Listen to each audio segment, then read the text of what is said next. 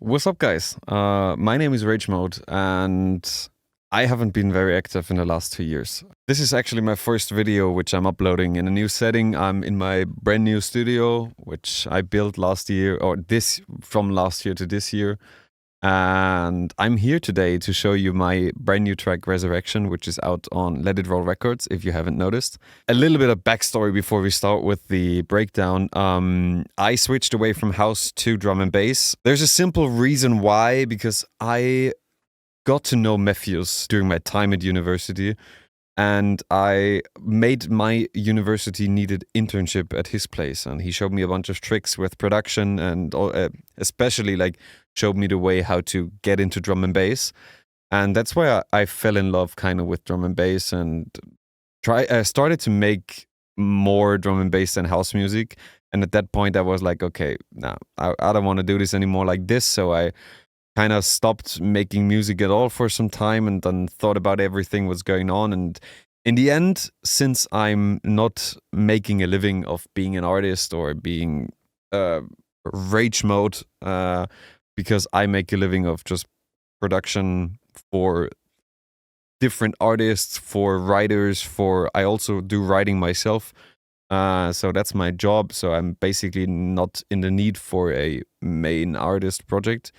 So that's the reason why I thought so long about what I want to do, and it all developed into me just feeling so comfortable in drum and bass that I said, okay, fuck it, I want to switch to drum and bass. I still want to keep everything as it is, so you kind of have the story, especially on my Spotify, you have all those tracks from Bass House and now drum and bass, which I liked sort of to have like a story, and for the future, yeah, that's basically what I want to do now. For now, drum and bass, and let's see what happens.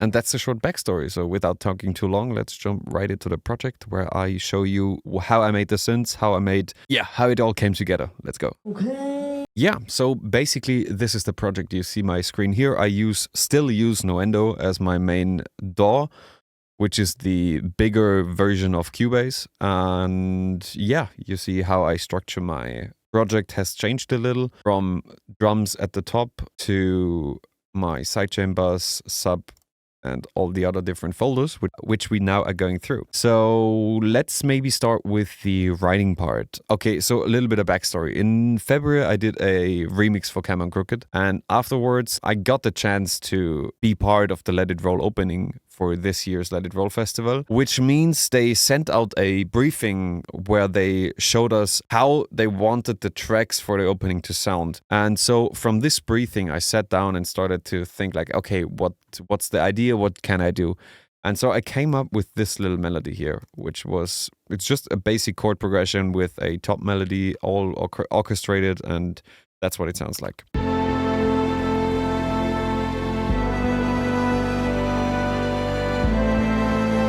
And so that's the basic thing which I started with before even thinking about a drop, before even doing anything else, because I wanted how I felt about a festival opening. And for those of you who have been at Let It Roll, it was about like a human race being extinct and finding a new source of energy. And so it's really dramatic, which I kind of searched in a chord progression, and which in the end turned out into this one. And I started out very slow, like with the same violin just for the intro and some other elements, which sound like this. There you can see the filter automation and all the instruments, which are contact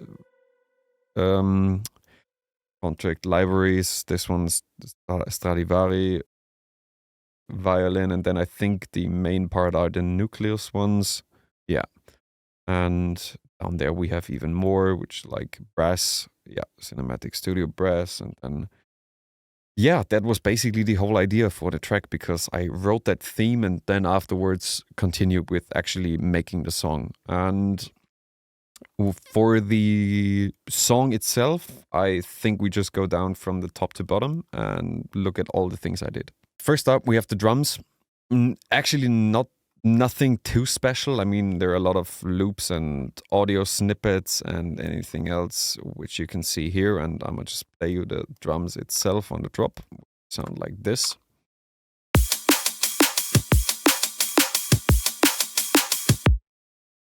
then the second part.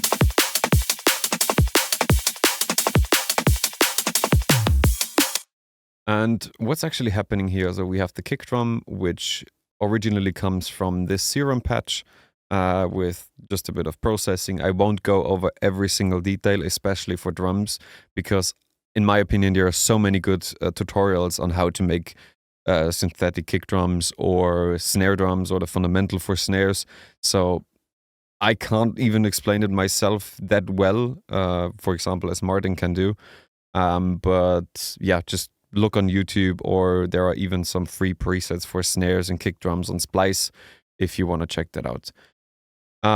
Yeah, so the kick drum comes from Serum, which I rendered out because I had a bunch of latency issues and I wanted to be the kick exactly where it has to be. I have two different ones, here is a main kick, and then the second one is a bit smaller, a bit more punchy. And we have an offbeat kick, which is just a sample, and yeah. Next step is just the snare. Again, I won't go over the details here. Just search for YouTube tutorials, there are plenty of it. Just basic breakdown, this is what the snare sounds like. And it's consistent of 2 layers, like multiple snare foundations, which all vary in pitch and how they pitch down or how the attack is. For the main snare, we have like this foundation, which again comes from Serum. It's just a sine wave pitched with noise. Then the second part of the snare is, and again, a white noise layer, which is a bit higher on top for the sizzling. Then we have a snare, a group called snare sidechain. So I usually take like the main snare and use like layer samples on top of it and sidechain those samples to the actual snare. Which you can hear right now. It's activated. So this is just the layer which gives the snare its character. Like without this layer, the snare sounds a bit just too synthetic. And with this layer, it sounds a bit more fuller, yeah. And next step is the overheads. Those are a bunch of loops which I rendered to audio. They're coming from addictive drums, from splice loops, from old samples I found on my hard drive, and they basically just make the top end of the drum loop and the fast pace. Yeah, nothing special, to be honest. Then we have overheads with rides. Again, nothing special. I believe this is just a white noise on top. Yeah, to fill up the highest frequencies. And the rest of the drums are basically just like fill elements for the verses and there's a little breakbeat which comes in, which is like just cut up the individual samples and stitch together. Which really comes in here then. Yeah. And I think that's basically it, yeah. That's how I made the drums. Moving on to the next part, so the synths, probably the most interesting part. So the main synth is, of course, the big fat respace, which stands in the middle, which sounds on its own like this.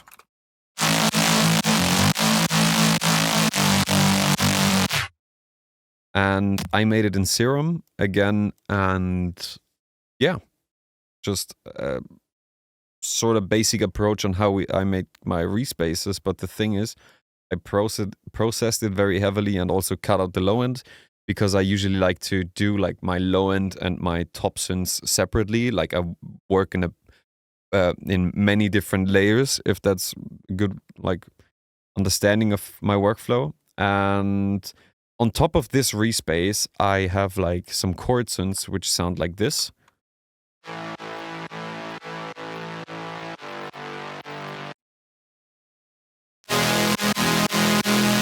And that's one beauty of the drop right here, because I kind of switched it up with first half being respace and a lower version of the chords, and the second half being a bigger version of the chords and a low respace. So if we just solo the respace here in the second part, it's very quiet and just the sizzling on top. And next to those two instruments, we have like a serum patch of some chords for the second part, which is like rendered out because it's a instance of Serum with a lot of different voices and detuned, and my PC couldn't handle anymore because the project's really big. And the last thing to just sum up this group is I felt like it needed another harmonic in the drop, and so I just added a sine wave, which is like a basic sine wave playing a simple note. Yeah. That's, in my opinion, a good way. If you feel like something's missing, just add certain harmonics back in to make it feel more like full and give it back some life. And overall, all the synths together sound like this from the drop beginning.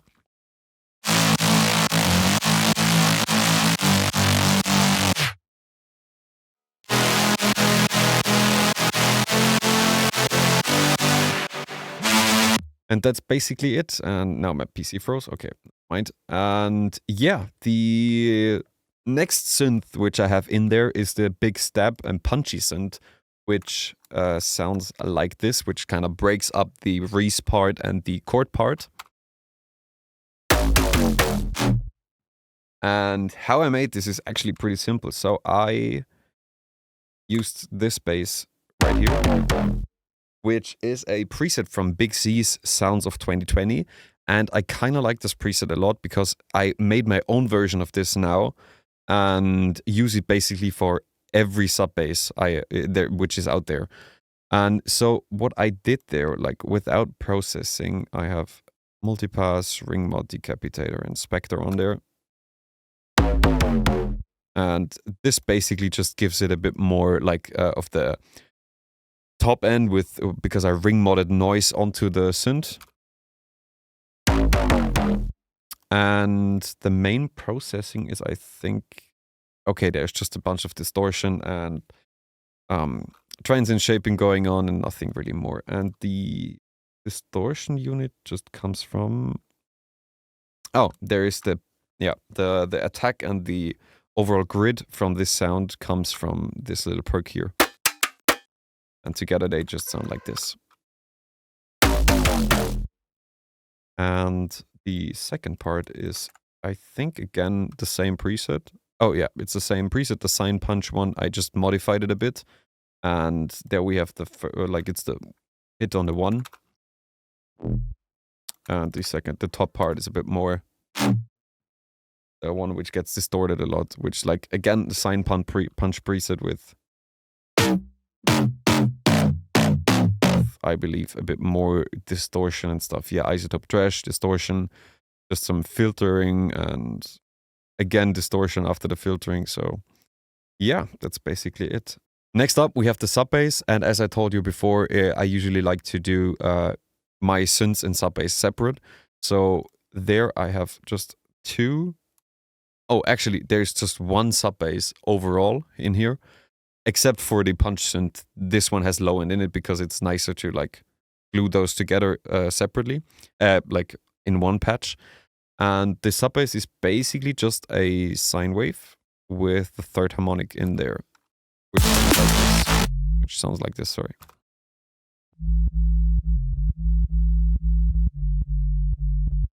Basically, my go-to sub is a sine wave with the harmonic in there, and then I can just switch between those like this. And that's basically it. Maybe let's play those synths back together. We have the punch synth, the long synths, like with the Reese and chord basses, and then sub bass.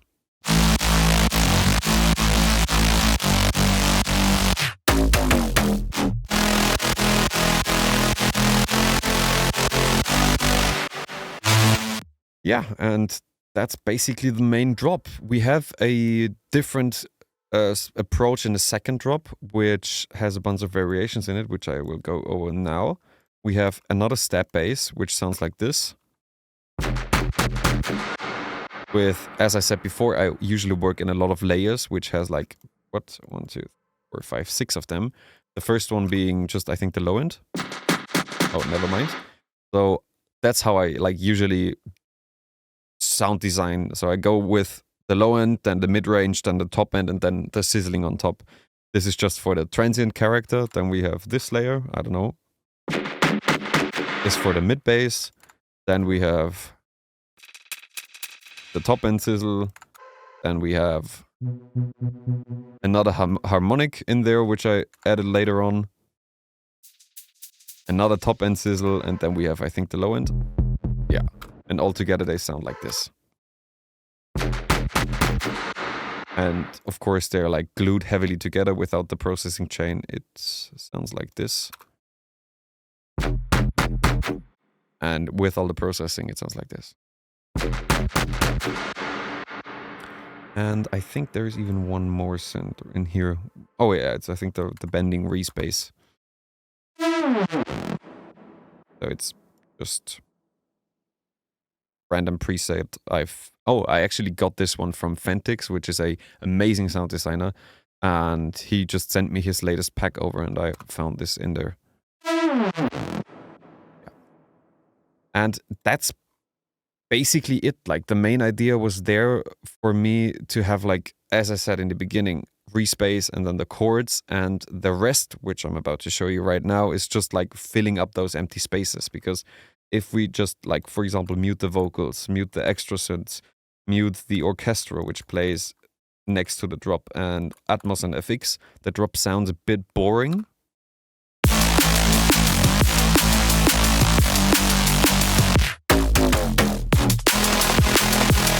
So it sounds sort of like a, you know, first draft.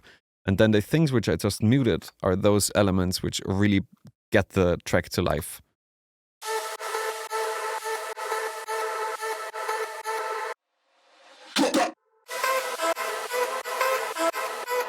And let's go over them individually. So we have the Vox folder, which is like a background loop which goes through the whole track, which sounds like this.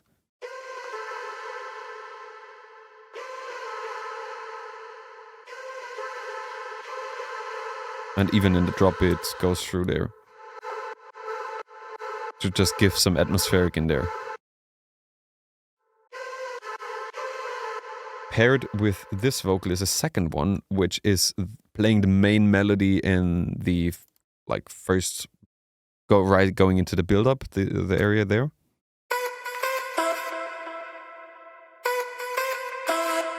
Just a random vocal snippet I found. And yeah, on top of those elements, we have a bunch of Atmos sounds, which I just rendered out, and they're coming from so many different places.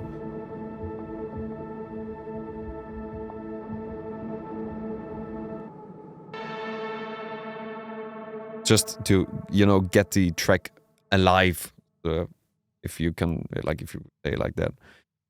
Then the last folder are synths, and they are basically just doing like white noise risers. They are all rendered out from Serum, and like some of them are samples, some of them I use all the time to get, like, because they're nothing more than just, you know, white noise risers and downlifters and stuff.